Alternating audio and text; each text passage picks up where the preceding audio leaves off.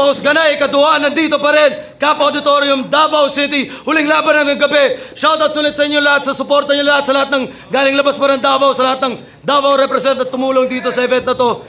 Flip top mag-iay para sa huling laban.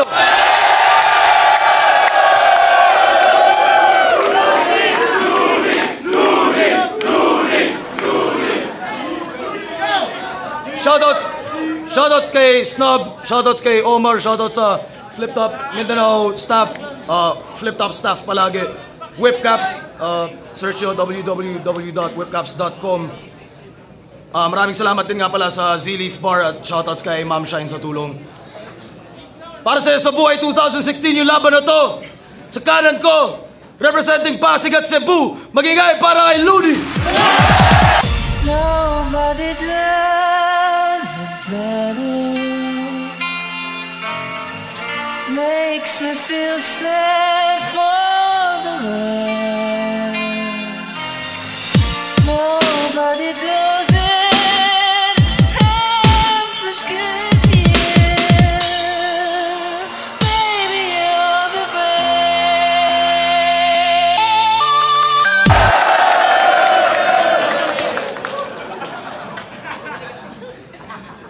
At sa kaliwa naman, galing pang Tanay, Rizal para sa inyo. Magingay para kay G-Clown. Sa araw-araw nating pamumuhay sa mundo, may mga bagay na di maipaliwanag ng gusto. Mapapaisip ka na lang, ba't ka binuhay ni Ama? At anong misyon mo dito sa mundong mapangmata? Para saan ang mga samot-saring bagay sa paligid? Anong meron sa loob ng tinuturing mong pag-ibig? Susundin mo ba ang isip mong naakit lang sa titig? Puso mo ay baliwala kung utak mo'y makitig. Shoutout sa grupo ko, Lego Music, BTR Productions, Crazy Family, Black Market International. Binabati ko yung misis ko, si Stephanie Sixon. Yung brother ko dyan sa UAE, Dubai, Mark de la Cruz. Ate ko dyan sa Tugigaraw, Ate Apple. Sir Joel dyan sa Wiltec Antipolo at sa lahat ng mga tropa dyan sa Tanay. Maraming salamat ulit sa suporta niyo lahat at kooperasyon para sa buong event. Nanalo si Looney ng coin toss, piliin niya unang banat, Paus Ganay, Kaduha at sa buhay 2016. Pakinggan natin, Looney.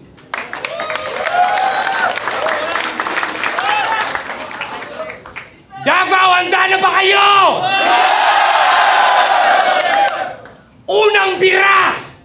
Alam mo bang ginugel kita? Putragis ka, lumabas na resulta, isa! Facebook mo pa! Ang tumal, di ba? Sa isip-isip ko siguro sa wakas sisikat na siya kasi Looney na to. Sa isip-isip ko naman, sino ba tong loser na to? Lugi ako! Kuya Anegma, ano tong kalaban ko? Walang kwenta. Ang pangit pa. Tingnan mo, round 1 pa lang pero yung mukha niya pang round 12 na.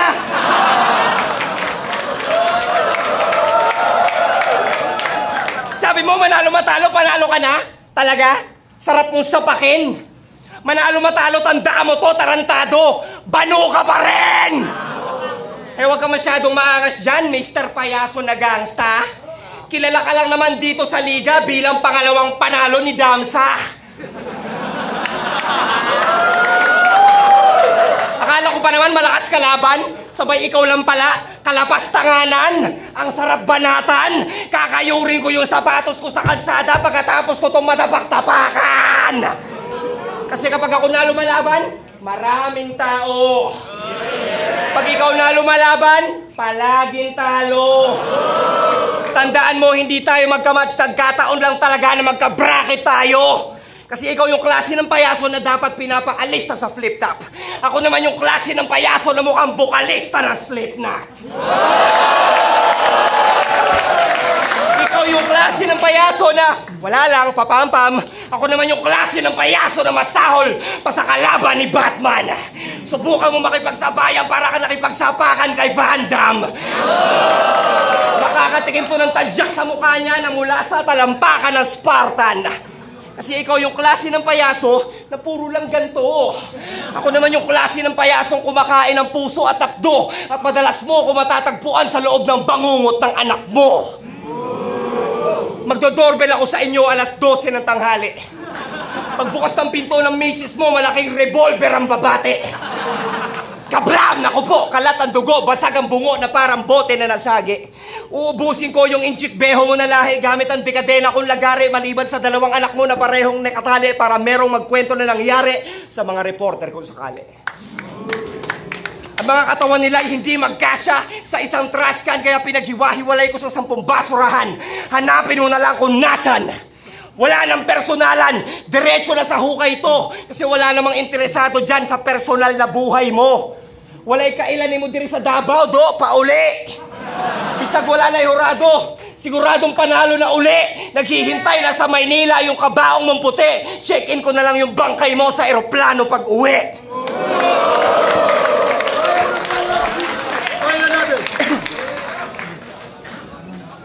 Yo. Kailangan ko pa bang magsalita? Kung umpisa pa lang, alam nyo na naman kung sinong panalo. Kailangan ko pa bang magpakitang gilas sa entablado kung ayun pa lang, may napili na yung mga hurado. Sir Arik!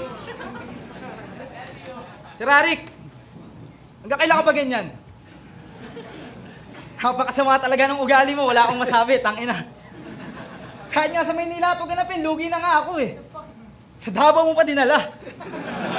Pero manalo't matalo, di na yun sa akin mahalaga. Dahil ngayong kalabang ko na si Lunit, tangina, talo na talaga.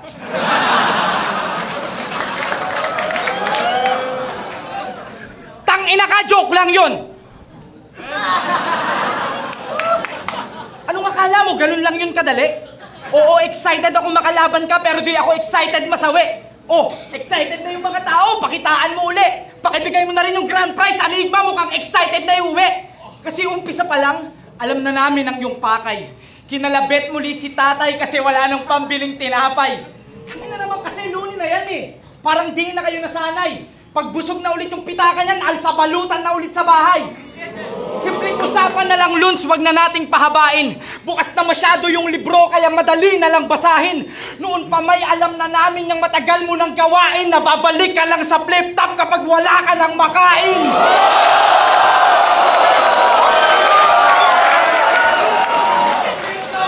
O ano?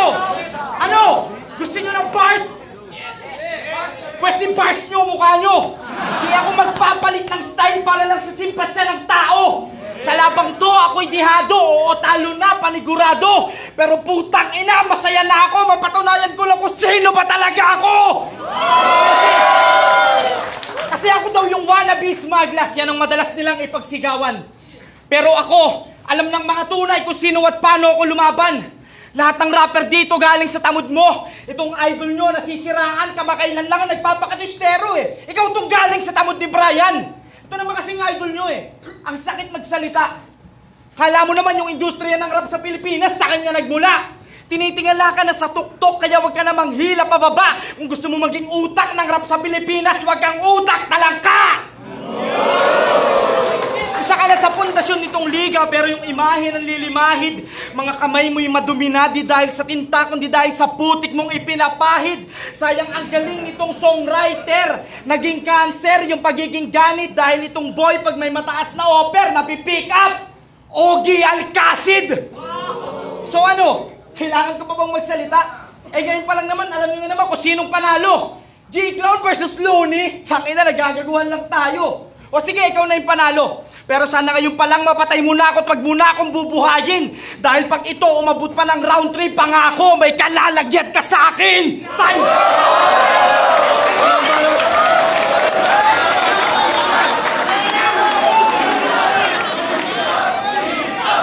Yo! Yan na ba yung pinag-practicean mo araw-araw mula morning hanggang gabi? Ang corny mo naman pre, nakakaantok ang puta, pa-order nga ng kape. Kung ganyan lang din ang gagawin mo, dapat pinongger mo na lang kami.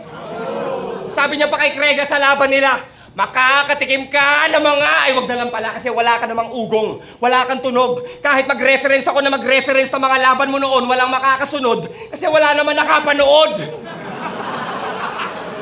Pagdating sa YouTube videos niya, 50,000 views na, pinakamarami. Alam mo bang 49,999 doon sa nanay mo, hindi lang niya sinasabi. At alam nyo bang, sinubukan ko pang manood ng mga battle ni Hung Hang? Ang bagal-bagal pa naman ng internet sa Pilipinas, tapos yun lang? Ano ba yan? Mahiya ka naman, panghimagas ka lang. Pagkatapos ng laban namin ni Badang, laban na namin ni Tipsy D, agad ang inaabangan.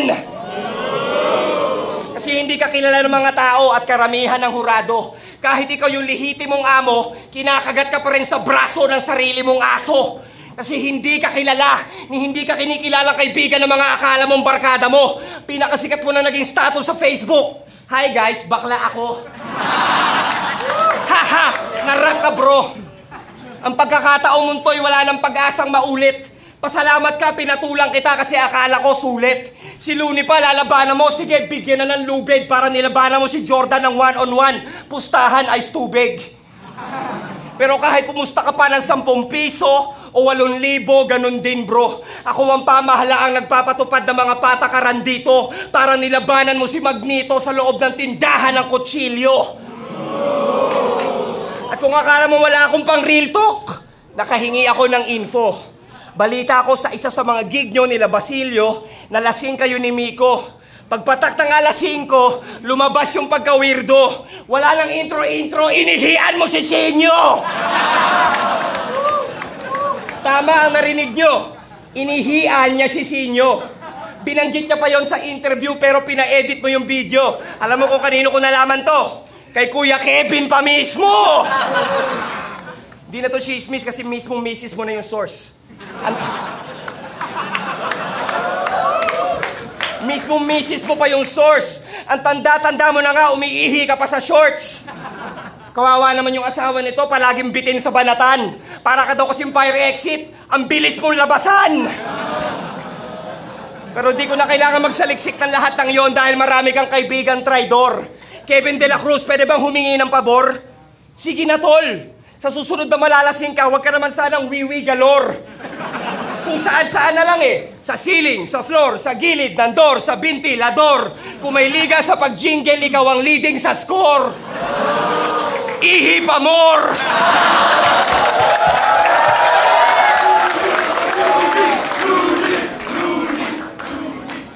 Yo!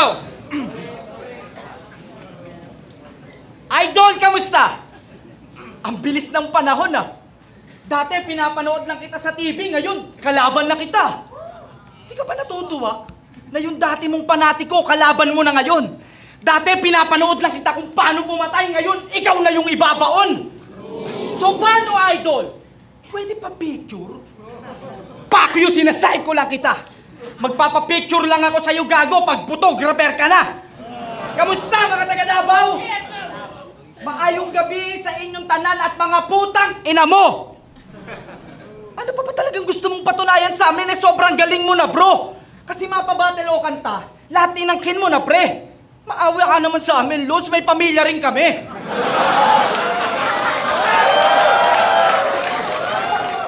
Hangang-hanga na kami sa'yo eh. Sobrang talino mo na masyado. Sinong di hahangat ang ina pati sa drug test pasado?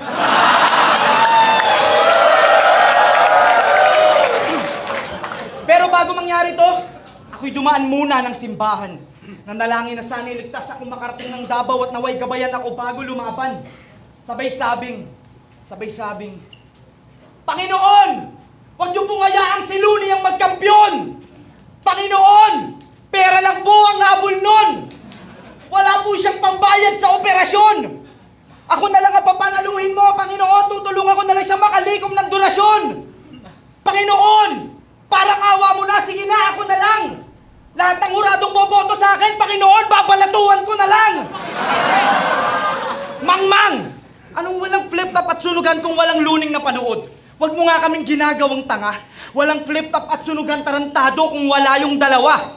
Walang sunugan kung wala si Mike Swift. Walang flip-top kung wala si Arik. O ngayon, sinong walang utang na loob?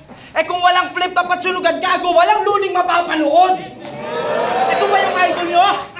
Ito ba yung idol nyo, si Looney? Yung idol nyo walang kwenta, na umaastang taong simbahan pero sumasamba sa pera. Ito ba yung idol nyo, si Looney? Yung idol nyo walang kwenta, na kahit may asawa at anak na, may tangan pang litrato sa kubeta. Ito ba yung idol nyo si Looney? Yung idol nyo walang kwenta. Yung kanang kamay na nanggancho kay Francis Magalona. O ano? Ito yung idol nyo. Yung idol nyo walang kwenta. Na sa kagustuhang mabili si Looney pati si Marlon ibinenta.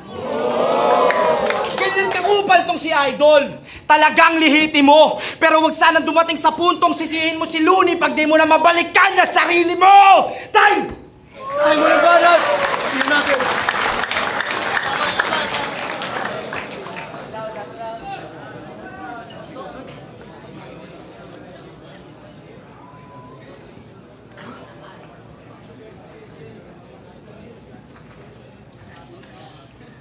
Sorry. Gusto ko lang ninyong malaman, dapat nung second sight pa kami naglalaban. Kaso pinaurong niya sa Aspakan. Tapos pinaurong ulit sa Pakusganay. Halos 5 buwan na yung handaan. Kung di kuryente lamang ang mga duwag, ikaw na ang pinakasaksakan. Kung naging planeta ka, ikaw yung Pluto. Kasi hindi ka tinuturing na tunay. Binigyan ka na nga ng 5 buwan, pero wala ka pa rin buhay. Ako si El Payaso, opisyal na berdugo ng mga putapete. Alam nyo ba, dapat nung Mayo ko pa to kinuryente, kaso sinuwerte kasi nabigyan ng pardo ng presidente. Kaso ngayon, hindi na yan pwede. Kamatayan na ang hatol, panahon na ni Duterte. Ikaw, wag kang feeling lapitan ng chicks porkit mukha kang bulate. Kamukha mo yung teacher ko dati sa MAPE, si Mr. Tugade. Kamukha mo rin si Maki, si Price Tag, si Badang, puta, ang dami. Ganyan pala siguro talaga itsura mo pag produkto ka ng bukake. Para sa mga hindi nakakaintindi ng salitang hukage, ang bukake ay kung saan ang isang babae ay dinadali ng 20 lalaki. At mukhang sa nanay ni kumpare, ganun na nga yung nangyari. Sa tumbong ka lumabas, kasabay ng pagtae. Tapos tubol na matigas ang nagsilbi mong karwahe. Abay pare, bibigyan naman kita ngayon ng libreng sex advice. Araw-araw ka mag-exercise at kung pwede ko sanang i-emphasize, tabawas-bawasan mo yung extra rice. Kasi mukhang hinihilamos mo yung chili hot sauce kapag kumakain ka ng crispy nachos. Bitin ka pa nun, parang laban ni Baron at Kiko Matos na hindi natapos. So sobrang takaw mo, mukha ka ng 15 anyos na Jimmy Santos. Tapos, maglalabas ka pa ng clothing line. Ang kukorni naman ng design kaya wala nagko-consign. Ano ba yung kinuha mo mga graphic artist doon? Colorblind? Rat, parang Columbine. Rap style ni Glock at Ismag ay pinagko-combine. Yun ang tinatawag ko na double time, pero yung bottom line, jolo grime. Puro pakata. Puro pasakali at pamparami na kadalasan ay dinadaan na lamang sa arte ng pagkasabi. Yung estilong ginagamit mo, si Smaglas ang may-ari. China yung galawan, gayang-gaya pagkayari. Bawat ilandang at hinatsa, bawat bagsak niya at hati, pati pagkumpas ng mga kamay hanggang sa pagbasa niya ng labi. Puro pakata, pinag-iinteresan. Halatang-halata naman na walang laman at pinipilit bilisan. Kapag ako nag-rap na mabilis, pati kidlat nalilintikan. Pero malinis na iintindihan, nakikinig lahat yung flip-top nagiging sinihan. Ngayon, bibigyan ko kayo ng mini trivia na parang Wikipedia. Alam nyo ba yung may hawak dito ngayon, manager ko dati sa Sticky Media. Naninakawan ako ng 1 milyon, tapos nag-feeling ninja at naghanap ng mga bagong magagangong rapper na ibibida. Mga rapper na tulad mo, mga typical na bobo. Sobrang madali lang mapa-oo. Maniniwala agad pag sinabihan mo bibilhan ng auto. Ang hindi mo alam, yung manager mo, middleman lang, middleman loloko. Oo, umamin ka na, kunwari ka pa. Akala mo pro-artist, con-artist pala. Yung manager mo matindi. Pero huwag ka mapapraning pre, huwag ka maririndi. Hindi ka mapapakinabangan nun kasi wala kang silbi. Dapat magpasalamat ka na lang at nakalaaban mo ako. Wala nga naman bro. Kung para sa'yo maaga yung Pasko, para sa akin naman isang ordinaryong Sabado lang to. Silang, bayan na natin! Sa totoo lang, Luns, masama ang loob sa'yo ni Enigma. Kasi sa tuwing may laban at pagkakaperahan ka lang daw nagpapakita. Ano ba klaseng utak meron ka? Ba't papalit-palit ka ng ugali? Cebuano ka, di ba? Pero ba't yung pinupunto mo'y di mawari? May mga nakausap akong organizer. Wari ko'y naguguluhan sa iyong lahi. Hindi ka naman daw kasi Indiano, pero ba't ini-Indian mo sila palagi? Bakit ka pa nga ba sumasali? Dahil mahilig ka manghupal at manggago? Kupal ka, gago! Sumali ka para mangupal, baka sa pera ka mo. Konting panahon na lang tanga, nasa pera na yung mukha mo. Sumali ka lang pala para mangupal eh. Sana nagsuntukan na lang tayo. Hari ng tugma, ulul, wala kang maloloko. Kanang kamay mo lang ang maaaring lumapat dun sa trono. Papaano ka naging hari? Sa pagiging ganit ka nabuhay. Impostor ka lang na hari, nasa langit na yung tunay. Pero seryoso, ako'y nahirapan maghanda. Sa dami ng butas kong sinilip, mata ko'y muntik ng mamaga. Takot ko ay nilabanan hanggang yung nervous ko'y mawala. Hindi ako umiinom na kape sa Starbucks, kaya wala tong daga. Tila na-trap na tong si Idol, pero di niyo paramdam. Nakakalungkot isipin, sasabit kong kani-kanino para lang may kasikatang makamkam. Idol, ang sakit isipin, di ba ang dami mong alam. Yung future hip-hop ng Pinas, nakiki-futuring na lang. Tapos kinay-question mo si Badang, na kayo sumatanda na kaya ba't sumasali pa sa ganitong klaseng pakulo? Ang kapal ng mukha mo. Kasabayan mo lang siya, tarantado, pero ba't di mo alam yung pinipunto ng tao? Kahanga-hanga si Badang kahit laging talo. Pamilyado, pero paulit-ulit sumasali para lang sa eksena. Ikaw kaya sumasali, tangina mo dahil sa pangangailangan mo ng pera. Humupas na yung katanyagan mo, kaya kung kani-kanino na lang sumasama. Buti pa si Glock 9 alalay ng hari, samantalang ikaw alalay na lang ni Abra. Grade 4 ako nung unang mapanood kita sa TV. Sakto lang yung baon ko sa eskwela, kaya di makabili ng CD. Republic of the Philippines, kakilakilabot, oras na yung beat ay bumayo. Aaminin ko yung totoo, pinangarap kong maging kayo. Hindi po ako nagpapaawa o nagpapakababa para lamang magbida. Nakakatawa lang isipin na makalipas ang halos 14 na taon sa industriya, aabutan pa kita. O ano, Idol? Kamusta? Napakabilis ng panahon. Dati pinapanood lang kita kung paano pumatay, ngayon ikaw na yung ibinaon. Kung sumasali ka para sa pera, ako sa mataas kong ambisyon. Ngayon yung sabihin ng rason kung sino karapat dapat magkampiyon. Time!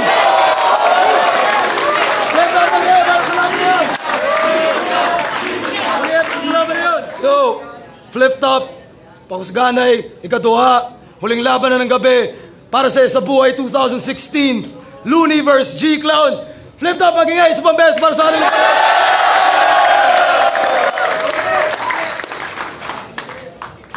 Maraming salamat ulit sa lahat ng suporta lagi, Davao. Boto, 6-1 para kay Looney. Shoutout kay G-Clown! Shoutout sa inyo! Yo, Vega. Isa ako sa bumoto kay Looney. Dahilan ng pag-uungkong ko sa kanila. All 3 rounds pinuto ko si Looney kasi mahusay yung pinupunto ni G-Clown. Para sa ni Looney na may magandang pinupunto, pero yung kay Looney talagang binigyan niya ng skills, content, bigat ng content, tsaka yung consistency ng mga linya niya. All 3 rounds binigay ko kay Looney. Pero hindi ibig sabihin na malayo yung ginawa ni G-Clown. Tangina, mahusay pa rin. Para sa akin, preparado talaga si G-Clown, pero mas nanay talaga yung willingness ni Looney para manalo sa isang round. Yo, check. Sobrang dikit ng laban, napakadikit ng laban. Yung round 1, binigay ko kay G-Clown. Matindi yung mga pasabog ni G-Clown, yung pinupunto niya. Pareho silang may pinupunto eh. Yung round 1, binigay ko kay G-Clown. Sa round 2 at sa round 3, so pareho silang may pinupunto, pero para sa akin, mas constructive yung ginawa ni Looney sa yung mga linya niya, pagkasunod-sunod ng linya niya. So napakadikit ng laban, actually, pero yung round 1, binigay ko kay G-Clown. Round 2, round 3, Looney. Yo, Rudik, binigay ko yung boto ko kay Looney. Bakit? Round 1, panalo si Looney sa pasimplihan lang ng pagka-layout ng mga bars niya. Simpleng-simple pero tumatatak. Round 2, panalo si G-Clown.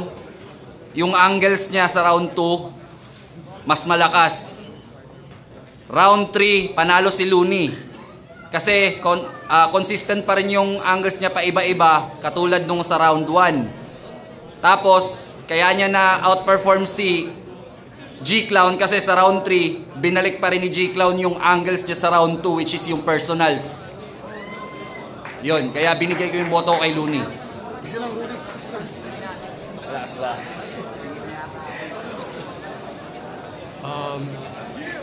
Dinoto ko si Looney kasi same reason. dahil sa angulo siguro kasi na rin. Pero ibang punchline si G-Clown, sobrang lakas din talaga eh, parang hard hitting. Pero Looney, parang flawless as usual. Tsaka, yeah.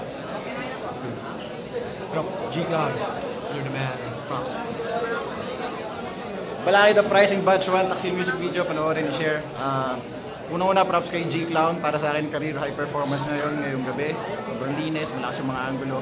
Pero binigay ko yung boto ko kay Looney dahil lumamang siya para sa akin sa creativity ng angles, ng rhymes, tsaka yung lakas ng performance. Props kay G-Clown, marami siyang hard hitting na punches sa mga angulo ng personal. Pero may disadvantage kasi si Looney sa ganun dahil alam natin yung mga anggulong yun. Tapos nagkaroon ng repetition si G-Clown sa third round. May mga anggulong nasabi niya na sa earlier rounds, tapos inulit niya na para sa akin mas nakabawas kaysa nakatulong. Pero props sa pareho, Looney.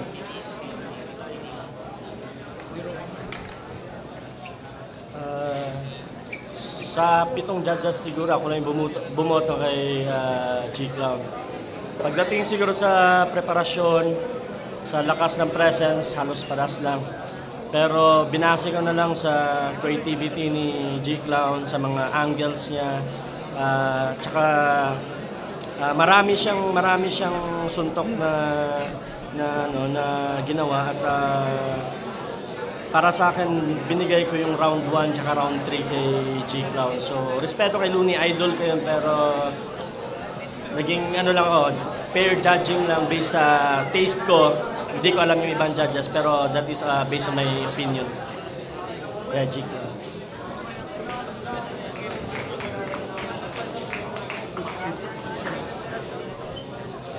Yo, cool kid. Binigay ko yung boto ko kay Looney. Yung first round at third round, binigay ko kay Looney. Sa na lang siguro, sa galing niyang gumawa ng angle. Konting-konti lang ang diferensya, tapos kay G-Cloud, yung may mga naririnig lang siguro ako paulit-ulit. Pero respeto kay G-Cloud, pare, ang galing. Looney. Tawag yung binata.